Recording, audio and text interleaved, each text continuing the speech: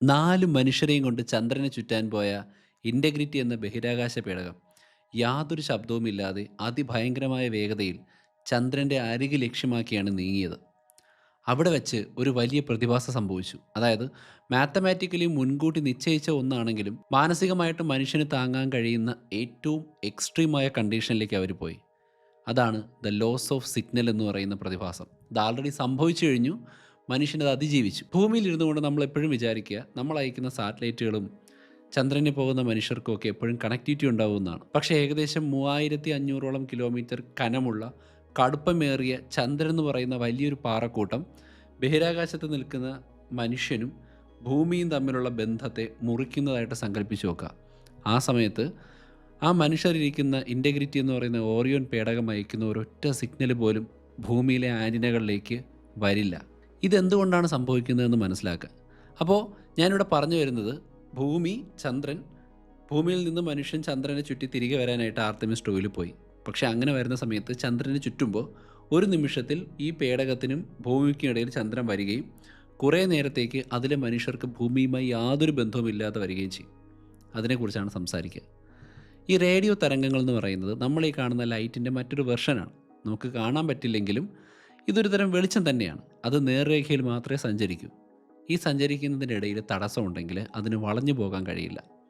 ചന്ദ്രൻ എന്ന് പറയുന്ന വലിപ്പമുള്ളൊരു ഗോളത്തെ ചുറ്റി വരുമ്പോൾ ഈ റേഡിയോ തരംഗങ്ങൾക്ക് ഒരിക്കലും ഭൂമിയിലേക്ക് വരാൻ പറ്റില്ല എന്നർത്ഥം. ഭൂമിയുടെ വളരെ അകലെയിരിക്കുന്ന പേടകങ്ങളിൽ നിന്നുള്ള സിഗ്നലുകൾ ഭൂമിയിൽ എത്തിച്ചേർന്നത് നാസയ്ക്ക് കിട്ടുന്നത് ഡീപ്പ് സ്പേസ് നെറ്റ്വർക്കുകൾ എന്ന് പറയുന്ന സംവിധാനം വഴിയാണ്. ഇപ്പോൾ ഭൂമി എന്ന് പറയുന്ന ഉരുണ്ടതായതുകൊണ്ട് അമേരിക്കയിൽ മാത്രം സാറ്റലൈറ്റ് ഇരുന്നാൽ പറ്റില്ല. അപ്പോൾ ക്യാൻബറയിലും മാൻഡ്രിഡിലും ഗോൾഡ് സ്റ്റോണിലും ഒക്കെ ആയിട്ട് വലിയ ഡീപ്പ് സ്പേസ് നെറ്റ്വർക്കുകളുടെ ഭാഗമായിട്ടുള്ള ആൻറ്റിനകളുണ്ട്. അവിടെ വേണം ഇതിൽ നിന്നുള്ള സിഗ്നലുകൾ എത്തിച്ചേരാൻ. പക്ഷേ നമ്മളിവിടെ നിന്ന് സിഗ്നൽ അയച്ചാലോ പേടകം ചന്ദ്രൻ്റെ ഫാർ സൈഡിൽ നിന്ന് സിഗ്നൽ അയച്ചാലോ ഒരിക്കലും നമുക്ക് കണക്ട് ചെയ്യാനായിട്ട് കഴിയില്ല. അതുകൊണ്ട് ആ 4 മനുഷ്യർ ഏകദേശം 40 മിനിറ്റോളം ഒറ്റയ്ക്കായിരുന്നു. ചന്ദ്രനിലേക്ക് പോവുക എന്ന് പറഞ്ഞാൽ ആകാശത്തുള്ള ഒരു ബിന്ദുവിലേക്ക് വാഹനം ഓടിച്ചു പോവുക എന്നതല്ല അർത്ഥം. ചന്ദ്രൻ എന്ന് പറയുന്നത് വളരെ വേഗത്തിൽ സഞ്ചരിച്ചുകൊണ്ടിരിക്കുന്നതാണ്. ആ ലക്ഷ്യത്തിലേക്ക് വേണം പോകാൻ. ചന്ദ്രൻ ഭൂമിയെ ചുറ്റുന്നു, ഭൂമി സൂര്യനെ ചുറ്റുന്നു. ഈ യാത്രക്കിടയിൽ ഭൂമി, ചന്ദ്രൻ, സൂര്യൻ എന്നിങ്ങനെ 3 ഗോളങ്ങളുടെ ഗുരുത്വാകർഷണം നമ്മുടെ പേടകത്തെ 3 ദിശകളിലേക്ക് വലിക്കും. ഇത് മാനേജ് ചെയ്യാനായിട്ട് മിഷൻ പ്ലാൻ ചെയ്യുന്നവർ ഹൈബ്രിഡ് ഫ്രീ റിട്ടേൺ ട്രാജക്ടറി എന്ന വിദ്യയാണ് ഉപയോഗിക്കുന്നത്. അതായത് നമ്മളൊരു പന്ത് മുകളിലേക്ക് എറിഞ്ഞാൽ അത് തിരിച്ചു വരുമെന്ന് നമുക്കറിയാം. അതുപോലെ തന്നെയാണ് ഇതും. ഭൂമിയുടെ സ്വാധീന വലയത്തിൽ നിന്ന് ഏതാണ്ട് പുറത്ത് കടക്കും വിധം ശക്തിയായി ഈ പേടകത്തെ വിക്ഷേപിക്കുന്നു. എന്നാൽ പേടകം വേഗത കുറഞ്ഞു തുടങ്ങുന്ന സമയത്ത് അത് ചന്ദ്രൻ്റെ ഗുരുത്വാകർഷണ വലയത്തിലേക്ക് പെടും. ചിത്രത്തിൽ കാണുന്ന പോലെ ചന്ദ്രന് പോയി ഇടിക്കുന്നതിന് പകരം ആ ഗുരുത്വാകർഷണം പേടകത്തെ ചന്ദ്രൻ്റെ മറുവശത്തേക്ക് വലിച്ച് ഒരു വില്ല് പോലെ വളച്ച് തിരിച്ച് ഭൂമിയിലേക്ക് തന്നെ വിടും.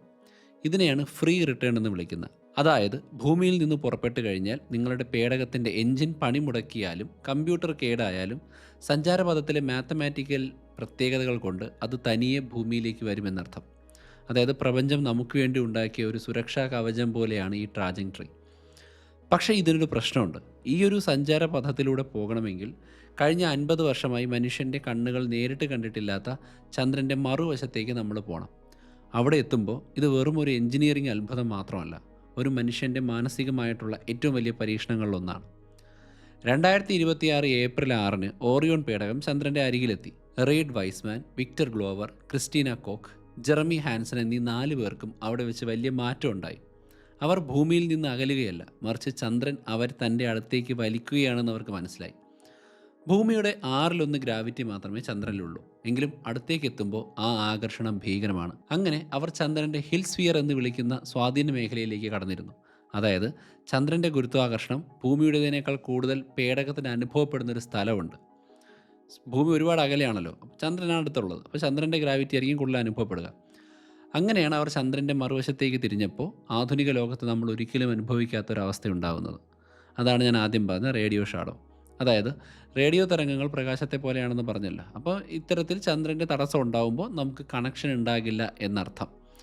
40 മിനിറ്റ് നീളുന്ന മുൻകൂട്ടി നിശ്ചയിച്ചൊരു നിശബ്ദതയാണ് അവിടെ സംഭവിച്ചത്. പക്ഷേ അവിടെ ഈ 4 മനുഷ്യരും ഭൂമിയിൽ 800 കോടി മനുഷ്യരും തമ്മിലുള്ള ആ ഒരു ഗ്യാപ്പിനിടയിൽ ഏകദേശം 3000 കിലോമീറ്റർ കനമുള്ളൊരു പാറക്കൂട്ടം വന്ന് നിൽക്കുന്നുണ്ട്. ഈ ഒരു അവസ്ഥയിൽ നമുക്ക് ഏറ്റവും കൂടുതൽ ടെൻഷൻ ഉണ്ടാകുന്ന ചില ചോദ്യങ്ങളുണ്ട്. ഒരുപക്ഷെ ഈ വഴിയിൽ ചെറിയൊരു തെറ്റ് പറ്റിയാൽ എന്ത് സംഭവിക്കും? കണക്ക് കൂട്ടലിൽ ചെറിയ ശതമാനം വ്യത്യാസം വന്നാൽ അത് അപകടമാവില്ലേ? പേടകത്തിൻ്റെ വേഗത അല്പം കൂടിയാൽ ചന്ദ്രൻ അതിനെ തിരിച്ചു വിടുന്നതിന് പകരം നേരെ സൂര്യന് ചുറ്റുപാടുമുള്ള ഭ്രമണപഥത്തിലേക്ക് തെറിപ്പിക്കുകയായിരിക്കും ചെയ്യുക.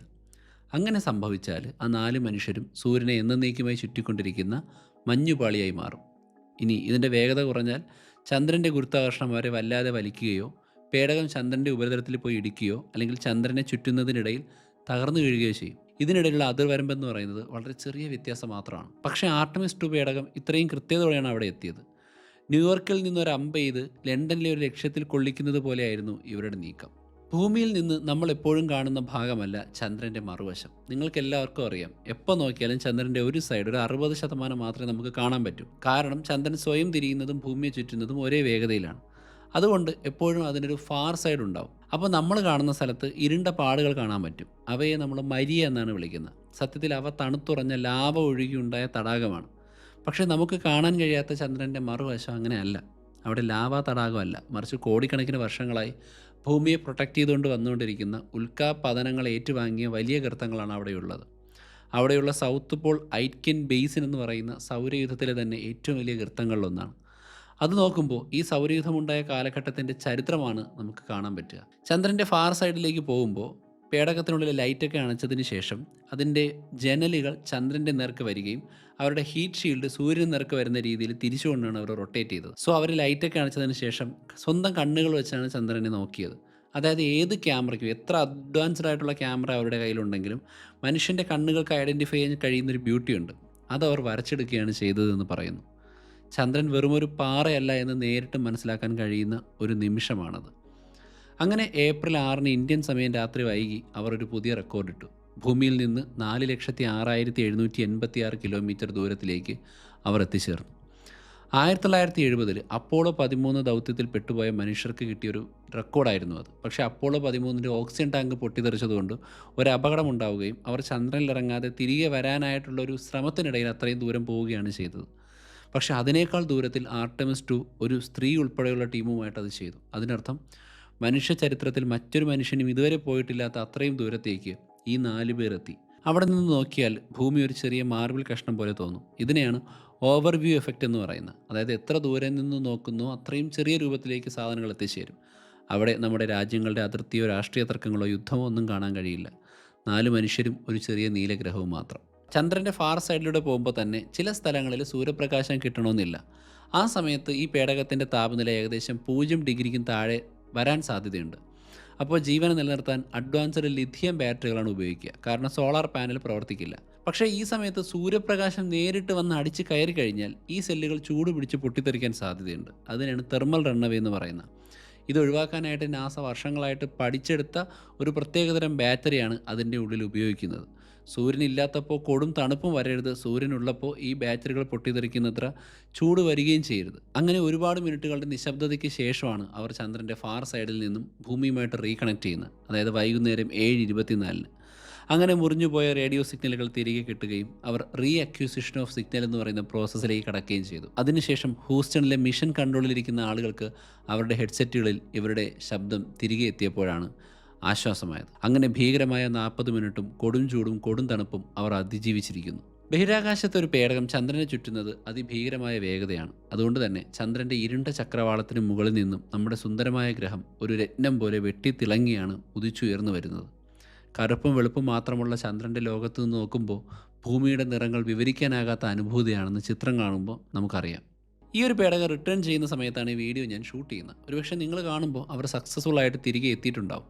അതായത് ചന്ദ്രനെ ചുറ്റുക എന്നുള്ളതായിരുന്നു ലക്ഷ്യം. അത് കഴിഞ്ഞു, ഇനി ഭൂമിയിലേക്ക് തിരികെ വരണം. അപ്പോൾ ഭൂമിയുടെ ഗുരുത്വാകർഷണ ബലം കാരണം അതിശക്തമായിട്ടുള്ള കൈനറ്റിക് എനർജി അല്ലെങ്കിൽ ചലനോർജ്ജം അവർക്കുണ്ടാവും.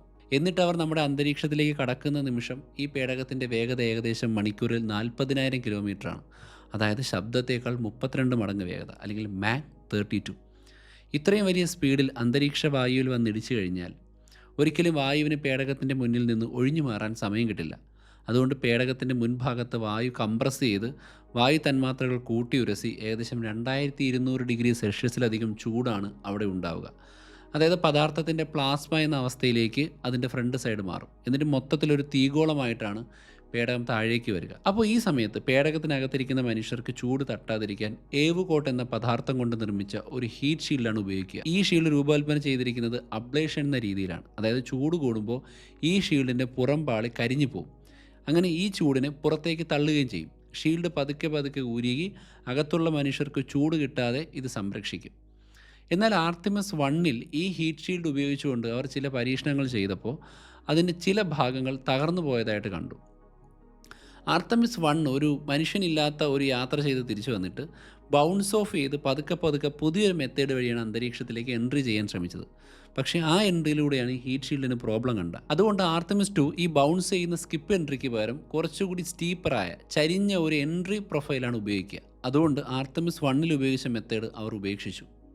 ഇതൊക്കെ കഴിഞ്ഞവർ പതുക്കെ താഴേക്ക് വന്ന് പേടകത്തിൻ്റെ വേഗത കുറയ്ക്കാൻ വേണ്ടി പാരഷൂട്ടുകളൊക്കെ ഉപയോഗിച്ച് നേരെ പസഫിക് സമുദ്രത്തിലേക്ക് വന്ന് ഇറങ്ങുകയാണ് സാധാരണ ചെയ്യുന്നത്.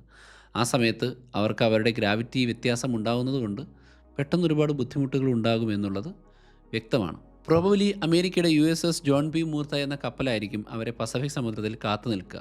അതിനുശേഷം വരും തലമുറകൾക്ക് പഠിക്കാനുള്ള വലിയൊരു അറിവിൻ്റെ ശേഖരമായിട്ട് അവർ നമ്മളിലേക്ക് എത്തിച്ചേരുകയും അതിനുശേഷം വരും വർഷങ്ങളിൽ മനുഷ്യൻ കാലുകുത്തുന്ന ഒരു ഗോളമായി വീണ്ടും ചന്ദ്രൻ മാറുകയും ഈ യാത്ര തുടരെ തുടരെ പോവുകയും നമ്മൾ സ്ഥിരമായി ചന്ദ്രനിൽ കോളനി സ്ഥാപിക്കുകയും അവിടെ നിന്ന് ചൊവ്വയിലേക്ക് പോവുകയും ചെയ്യും എന്ന് പ്രത്യാശിക്കാം. എന്തായാലും ഇവരുടെ ധീരമായ ഈ ചുവടുവയ്പ് മാനവരാശിക്ക് നൽകിയിരിക്കുന്ന നേട്ടങ്ങൾ ചില്ലറയൊന്നുമല്ല.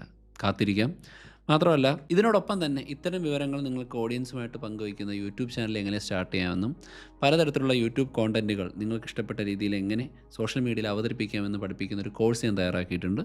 അതിനാവശ്യമായിട്ടുള്ള ഹൗ ടു സ്പീക്ക് കോൺഫിഡൻ്റ്ലി എന്ന് പറയുന്ന ഒരു കോഴ്സും എൻ്റെ വെബ്സൈറ്റിൽ കിടപ്പുണ്ട്. അപ്പോൾ ഇത് രണ്ടും നിങ്ങൾ ചെക്കൗട്ട് ചെയ്യുക. ലിങ്ക് താഴെയുണ്ട്. അടുത്ത എപ്പിസോഡ് വീണ്ടും കാണാം. അതുവരെ ബൈ.